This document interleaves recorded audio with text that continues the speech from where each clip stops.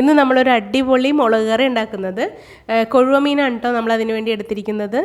അപ്പോൾ ഏത് മീൻ വെച്ചിട്ടും ഇതുപോലത്തെ നല്ല ടേസ്റ്റി മുളക് കറി ഉണ്ടാക്കാം. ഞാനിവിടെ ഏതാണ്ട് 350 ഗ്രാമോളം കൊഴുവ നന്നായിട്ട് ക്ലീൻ ചെയ്തെടുത്ത് വെച്ചിട്ടുണ്ട്.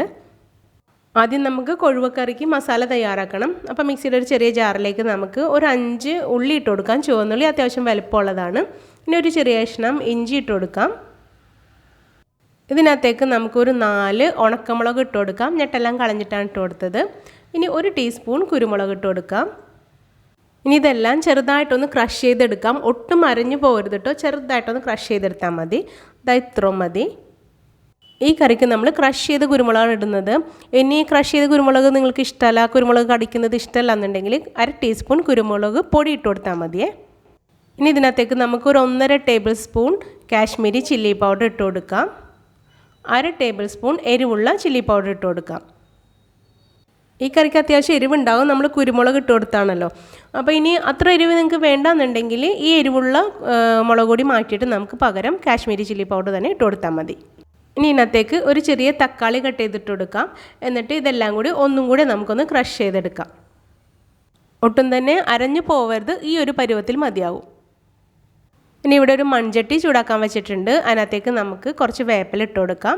എന്നിട്ട് ഇതിലേക്ക് ഒരു 2-3 ടേബിൾ സ്പൂൺ വെളിച്ചെണ്ണ ഒഴിച്ചു കൊടുക്കാം.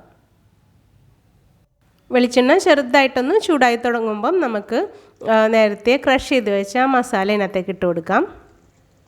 ഇനി ഈ മസാല ഈ വെളിച്ചെണ്ണയിൽ 2 മിനിറ്റ് ഒന്ന് നമുക്കൊന്ന് ചൂടാക്കിയെടുക്കാം. മീഡിയം ഫ്ലെയിമിൽ വെച്ചിട്ടാണ് ചൂടാക്കിയെടുക്കാനായിട്ട്. 2 മിനിറ്റ് മാത്രം ചൂടാക്കിയെടുത്താൽ മതിയേ.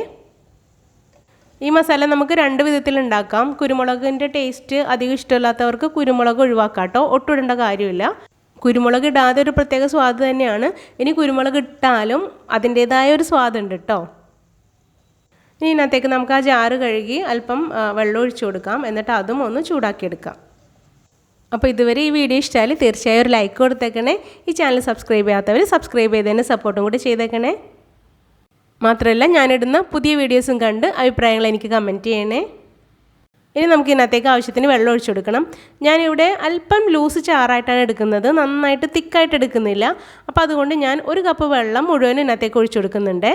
ഇനി നിങ്ങൾക്ക് കുറച്ച് കുറിയ കറി, വല്ലാണ്ട് കുറിയ കറിയാണ് വേണ്ടതെങ്കിൽ ഒരു 1/4 കപ്പ് മാത്രം വെള്ളം ഒഴിച്ചു കൊടുത്താൽ മതി. ഇനി റോസ്റ്റൊക്കെ ഉണ്ടാക്കുന്നത് പോലെ സൈഡ് ഡിഷായിട്ടാണ് വേണ്ടതെങ്കിൽ ഒരു 1/2 കപ്പ് വെള്ളം മാത്രം ഒഴിച്ചു കൊടുത്താൽ മതിയേ. അപ്പോൾ 1 കപ്പ് വെള്ളം മുഴുവൻ ഒഴിച്ചു കൊടുത്തിട്ടുണ്ട്. ഇനി ഇതിനകത്തേക്ക് നമുക്ക് ആവശ്യത്തിന് ഉപ്പ് ചേർത്ത് കൊടുക്കണം. അപ്പോൾ ഞാനിവിടെ 3/4 ടീസ്പൂണോളം ഉപ്പ് ചേർത്ത് കൊടുത്തിട്ടുണ്ട്. ഇനി ഒരു 2 ചെറിയ കഷ്ണം പുളി നന്നായിട്ട് കഴുകിയിട്ട് അതും ഇതിനകത്തേക്ക് ഇട്ട് കൊടുക്കാം. അപ്പോൾ ഇതിനകത്തേക്ക് ഇട്ട് കൊടുത്തത് കുടംപുളിയാണ്, വാളംപുളിയല്ല.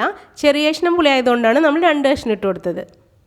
ഇനി ഇത് ഹൈ ഫ്ലെയിമിൽ വെച്ചിട്ടൊന്ന് തിളപ്പിച്ചെടുക്കാം. ഇപ്പോൾ നന്നായിട്ട് തിളക്കുന്നുണ്ട്. ഇനി ഇത് 2 മിനിറ്റും കൂടെ ഇതിനകത്ത് കിടന്ന് നന്നായിട്ടൊന്ന് തിളച്ചോട്ടെ. എന്നാൽ മാത്രം നമ്മുടെ മീനിൽ ഉപ്പും പുളിയൊക്കെ പിടിക്കുകയുള്ളൂ. കൊഴുവയായതുകൊണ്ട് അത് പെട്ടെന്ന് വെന്ത് പോകാൻ സാധ്യതയുണ്ട്. അപ്പോൾ ഇത് 2 മിനിറ്റ് നന്നായിട്ട് വെട്ടി തിളച്ചതിന് ശേഷം മാത്രം നമുക്ക് ഇതിനകത്തേക്ക് കൊഴുവ ഇട്ട് കൊടുത്താൽ മതി.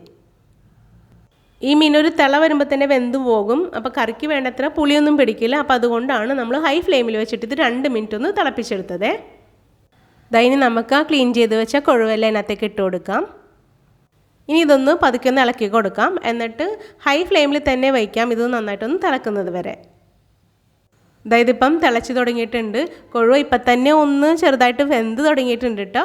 ഇനി നമുക്ക് ഈ ഫ്ലെയിം ഒന്ന് മീഡിയം ഫ്ലെയിമിലൊക്കെ ആക്കിയിട്ട് 2 മിനിറ്റും കൂടെ ഒന്ന് വേവിച്ചെടുക്കാം. 2 മിനിറ്റ് മാത്രം വെച്ചാൽ മതിയേ. അതിൽ നേരം വെച്ചിട്ടുണ്ടെങ്കിൽ കൊഴുവെല്ലാം ഉടഞ്ഞു പോകും. അപ്പോൾ 2 മിനിറ്റ് തിളച്ചതിന് ശേഷം നമുക്ക് ഫ്ലെയിം ഓഫ് ചെയ്യാം. ഫ്ലെയിം ഓഫ് ചെയ്താലും ഇത് അല്പം നേരം മൺചട്ടി ആയതുകൊണ്ട് ഇരുന്ന് തിളച്ചുകൊണ്ടിരിക്കും. പിന്നെ ഇത് ഒരുപാട് ഇളക്കിയൊന്നും മീൻ ഉടക്കരുത്. ഇത് ഓഫ് ചെയ്തിട്ട് അല്പം നേരം ഇതിനകത്ത് ഇരിക്കട്ടെ. എന്നിട്ട് ഞാനൊന്ന് കാണിച്ചു തരാം ഇത് വെന്തോ എന്നൊക്കെ കാണിച്ചു തരാം. അപ്പോൾ ഇതിൻ്റെ ചാറൊക്കെ ചെറുതായിട്ട് കുറുകിയിട്ടുണ്ട്. ഇപ്പോൾ ചൂടുണ്ട് കേട്ടോ, ചൂട് പോയിട്ടില്ല, തിള മാത്രം ഒന്ന് നിന്നിട്ടുള്ളൂ. ഇതിൻ്റെ ചൂടൊട്ടും പോയിട്ടില്ല. ചൂട് പോകുമ്പം ഇത് കുറച്ചും കൂടെ ഒന്ന് കുറുകി വരും. അപ്പം നമ്മുടെ കറി റെഡി ആയിട്ടുണ്ട്. ഇനി ഇതിനകത്തേക്ക് നമുക്ക് താളിച്ചൊന്നും ചേർക്കേണ്ട, വെളിച്ചെണ്ണയൊന്നും ഒഴിക്കേണ്ട ആവശ്യമില്ല. അപ്പോൾ തീർച്ചയായും നിങ്ങൾ എല്ലാവരും ഇതൊന്ന് ട്രൈ ചെയ്ത് നോക്കണേ. നല്ല അടിപൊളി ടേസ്റ്റാണ് ഇതിന്. എന്നിട്ട് നിങ്ങളുടെ അഭിപ്രായങ്ങളും നിർദ്ദേശങ്ങളും തീർച്ചയായും കമൻറ്റ് ബോക്സിൽ അറിയിക്കണം. ഈ വീഡിയോ നിങ്ങളുടെ ഫ്രണ്ട്സ് ആൻഡ് ഫാമിലിക്ക് ഒന്ന് ഷെയറും കൂടെ ചെയ്തേക്കണേ. താങ്ക്